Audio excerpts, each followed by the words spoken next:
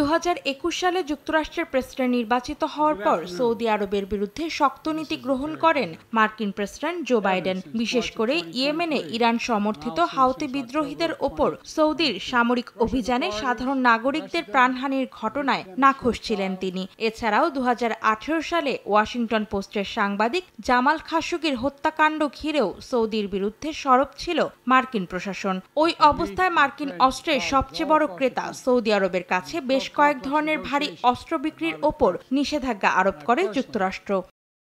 বর্তমান প্রশাসনের মেয়াদের শেষ দিকে এসে এবার নিষেধাজ্ঞা প্রত্যাহার করল ওয়াশিংটন। সংশ্লিষ্ট 5টি সূত্রের বরাত দিয়ে এ নিয়ে শুক্রবার প্রতিবেদন প্রকাশ করে বার্তা সংস্থা রয়টার্স। এতে মার্কিন নীতি পরিবর্তনের কারণও তুলে ধরা হয়।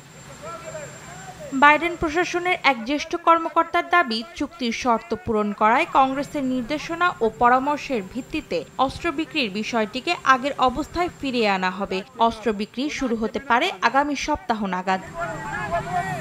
গেল মাসে মার্কিন পররাষ্ট্রমন্ত্রী অ্যান্টনি ব্লিংকেন বলেন, পারমাণবিক শক্তি, নিরাপত্তা, প্রতিরক্ষা সহযোগিতা এবং রিয়াদ ও তেল আবিবের সম্পর্ক স্বাভাবিক করতে চায় তার দেশ।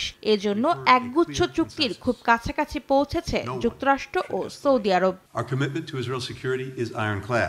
অন্তরা সেন, সময় সংবাদ।